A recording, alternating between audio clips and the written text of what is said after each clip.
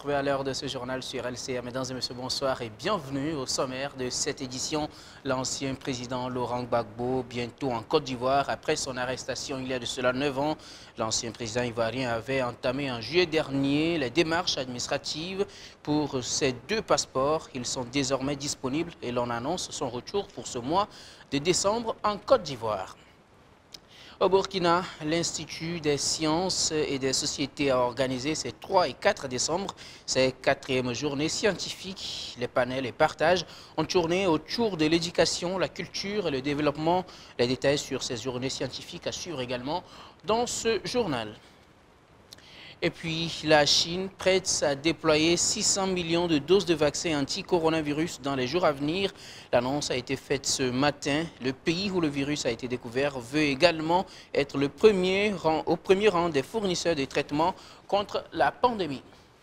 Voilà pour le sommaire. Bonsoir une fois encore et bienvenue au journal sur la chaîne africaine de télévision. L'ancien président ivoirien Laurent Gbagbo est enfin entré en possession de ses passeports ivoiriens. Après une longue période d'attente, Laurent Gbagbo a annoncé ce vendredi avoir reçu ses 2 passeports ivoiriens, un ordinaire et un autre diplomatique. Il envisage déjà un retour dans son pays après 9 ans passés à la CPI à la suite de son arrestation en 2011 lors de la crise post-électorale de 2010-2011 en Côte d'Ivoire. Laurent Gbagbo, à travers la délivrance de ses passeports, voit un pas vers l'apaisement en Côte d'Ivoire. Selon son avocate, il aurait d'ailleurs demandé au secrétaire du FPI, son parti, de faire des démarches afin que son retour en Côte d'Ivoire, prévu pour ce mois de décembre, soit organisé dans la quiétude. Des sources proches de la présidence ivoirienne confirment également qu'il est effectivement entré en possession de ces 2 passeports.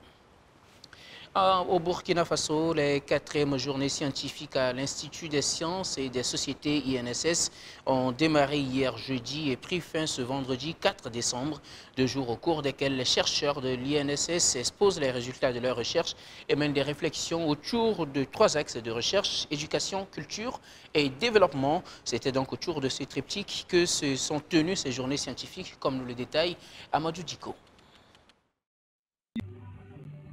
Les 4e journées scientifiques sont une tribune pour les chercheurs de porter des réflexions constructives qui vont inciter des initiatives sur l'éducation, la culture et le développement, 3 axes essentiels dans le processus de développement de toute société. Au cours de la dernière journée de communication, des réflexions ont été menées en vue de la promotion de l'agriculture urbaine, une technique qui pourrait être suffisamment approvisionner les populations des villes en produits alimentaires. L'agriculture urbaine peut contribuer à nourrir les citadins. Quand on parle de l'agriculture urbaine, c'est surtout l'agriculture localisée dans la ville de Ouagadougou.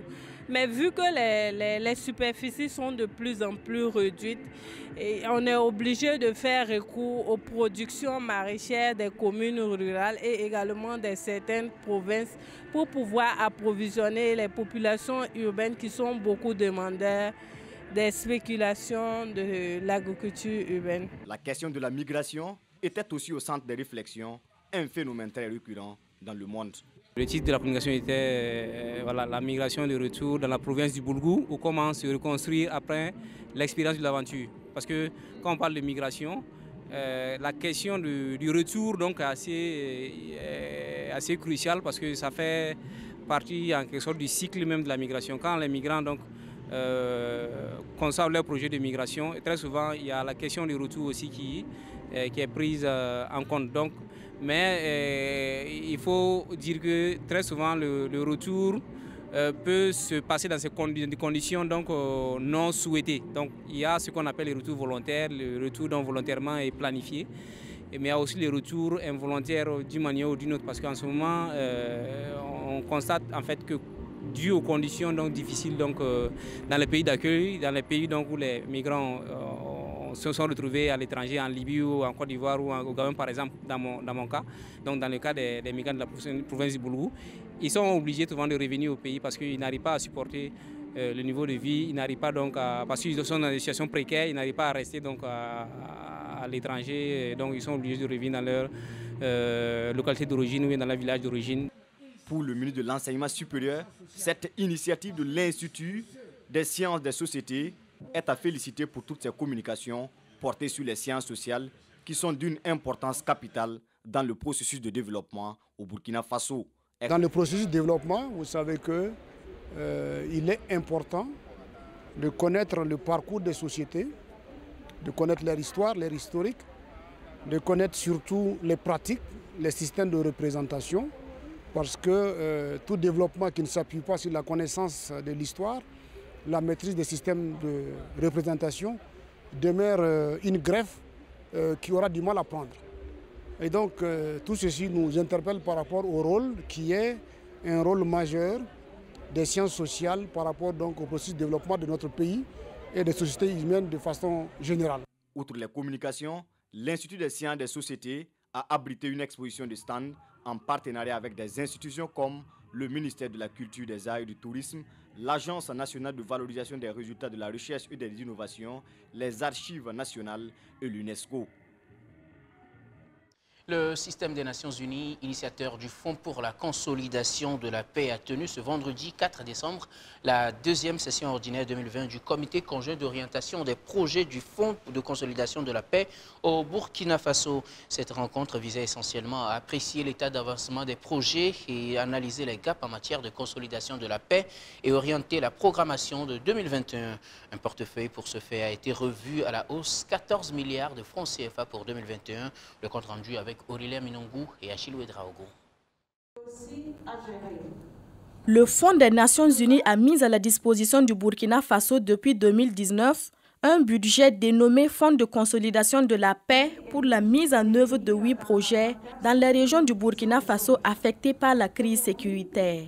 La coprésidente de cette deuxième session ordinaire 2020 du comité conjoint d'orientation des projets du Fonds de consolidation de la paix au Burkina Faso, par ailleurs ministre délégué auprès du ministre en charge des Finances, chargé de l'aménagement du territoire, a fait le point de l'état d'avancement de ces projets sur le plan financier à la date du 30 novembre 2020. C'est un portefeuille actif qui se comporte très bien.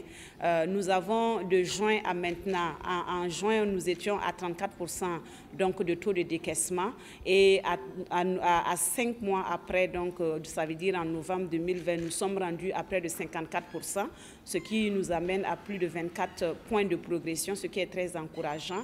Et le portefeuille en lui-même s'établit à près de 14 milliards de francs CFA, donc qui pour nous en tout cas est un appui considérable pour nous permettre donc de mener des activités donc, de consolidation de la paix, de création donc des conditions favorables au vivre ensemble, à la culture de la tolérance et au renforcement des capacités opérationnelles des forces de défense et de sécurité. L'élargissement de ce portefeuille constitue un motif de satisfaction pour la coprésidente. Nous sommes très heureux parce que le cadre de gouvernance donc, du portefeuille s'est élargi à pratiquement tous les gouverneurs des régions affectées par la fragilité sécuritaire.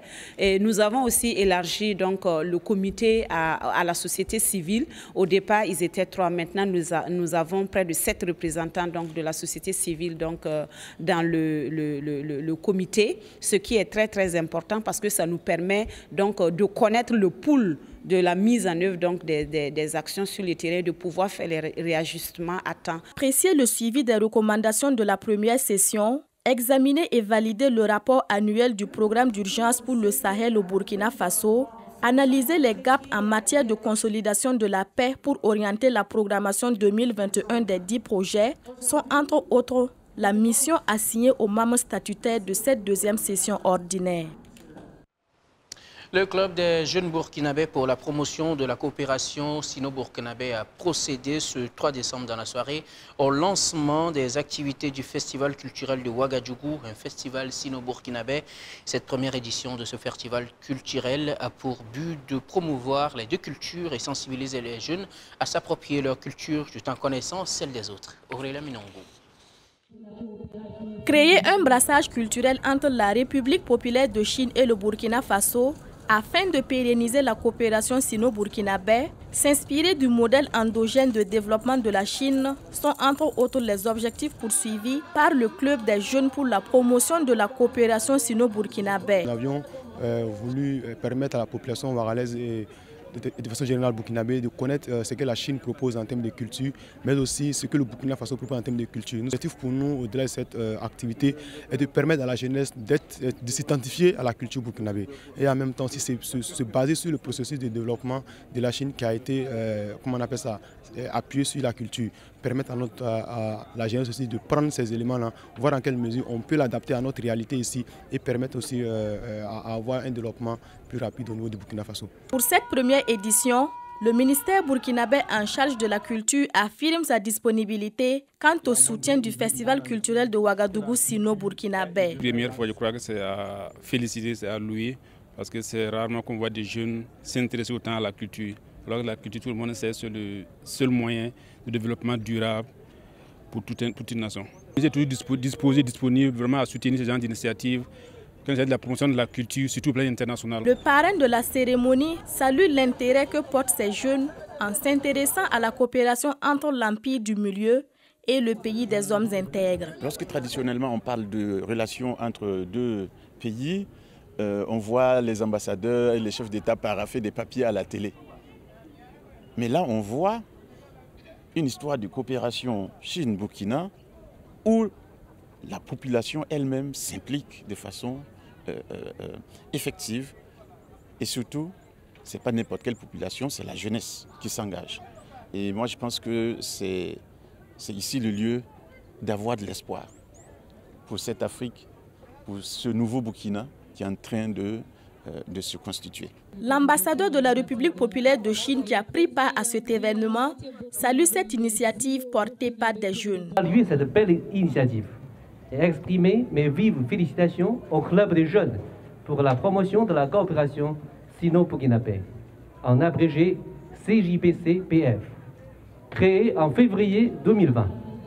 Cette jeune association dynamique, de par ses actions concrètes, consolide les liens d'amitié entre la Chine et le Burkina Faso et nous amène à nous découvrir mutuellement chaque jour.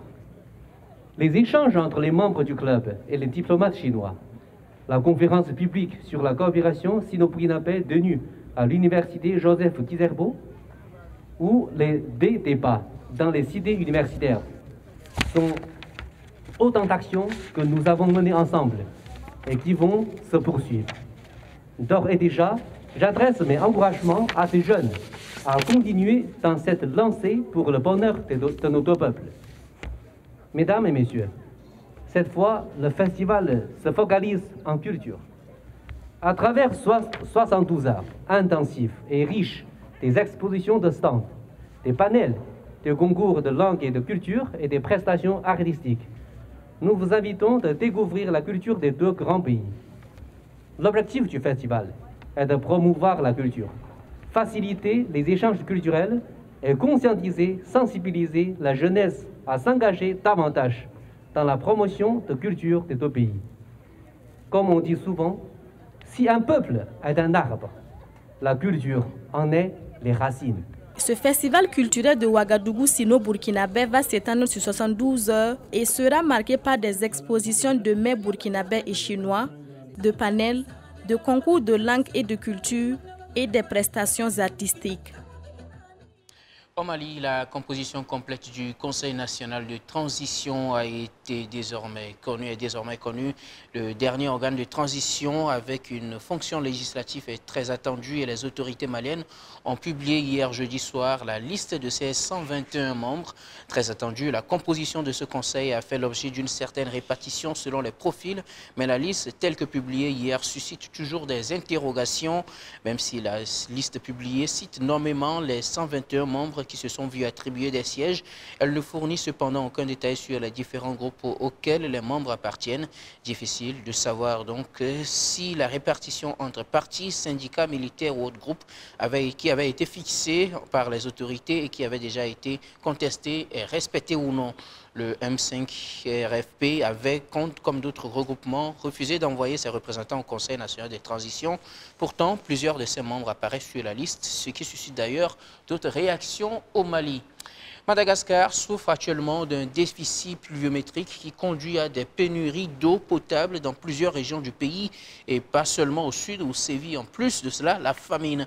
Alors que la saison de pluie devrait battre son plein, la direction de la météorologie a décidé la semaine passée d'enclencher des pluies artificielles pour permettre aux sources de se régénérer. L'opération consiste à provoquer des nuages appropriés pour occasionner des pluies artificielles, mais beaucoup de conditions sont requises devant se dérouler par phase. La première opération amène l'enrichissement en humidité de l'atmosphère et la deuxième opération conduit à la chute des précipitations. Les prochaines pluies artificielles auront lieu donc le 6, les 7 et 8 décembre dans le sud et autres prévus courant décembre dans la capitale malgache. En 2018, environ 9300 enfants étaient en situation de rue dans 49 communes urbaines au Burkina Faso et c'était sous une pluie battante que la ministre en charge de la solidarité nationale et de la famille a lancé en 2018 l'opération de retrait des enfants en situation de rue à Ouagadougou. Ensuite est venue l'opération de l'étape de Bobo Dioulasso.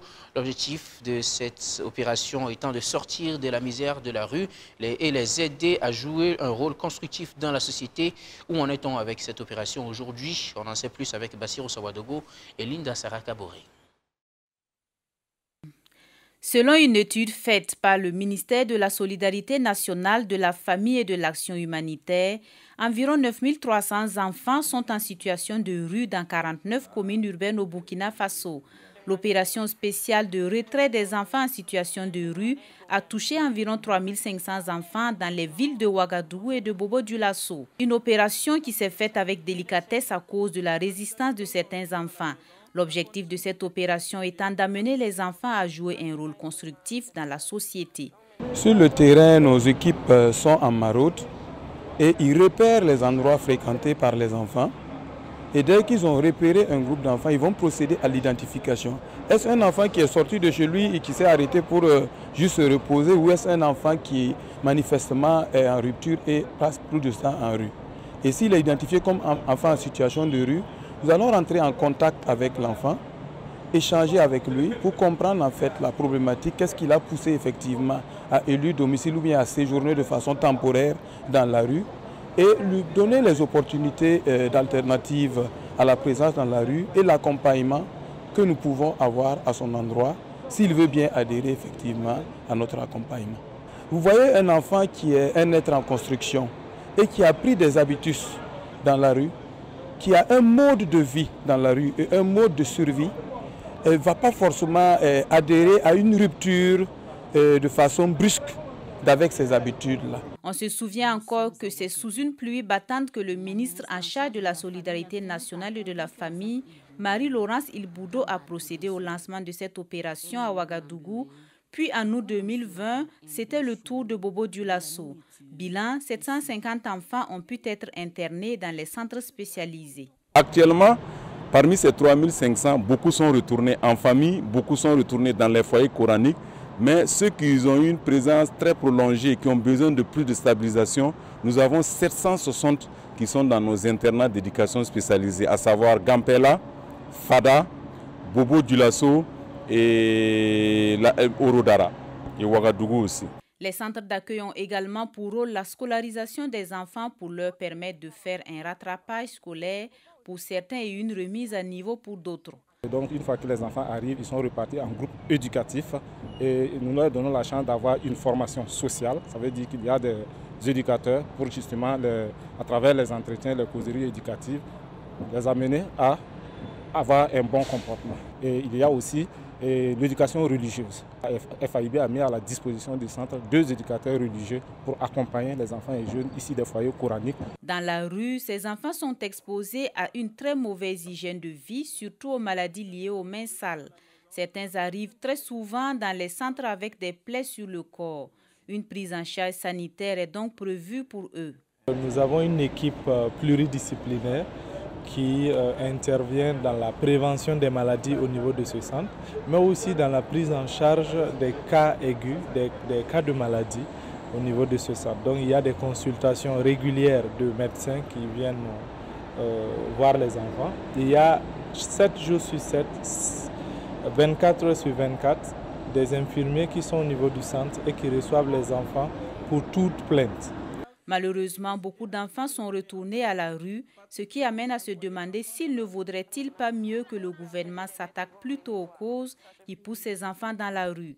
Les efforts du gouvernement sont certes visibles, mais la question de la pauvreté demeure. Aussi, pour qu'un enfant ne soit pas en situation de rue, ne doit-il pas être à l'école? Je vous l'annonçais également dans les titres, la Chine va déployer près de 600 millions de doses de vaccins anti-coronavirus dans le monde dans les jours à venir.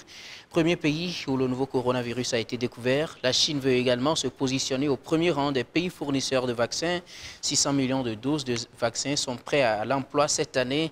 Une annonce faite ce vendredi par le chef adjoint du groupe d'experts chargé du développement des vaccins chinois depuis Wuhan, où la pandémie de Covid-19 a été découverte l'an dernier.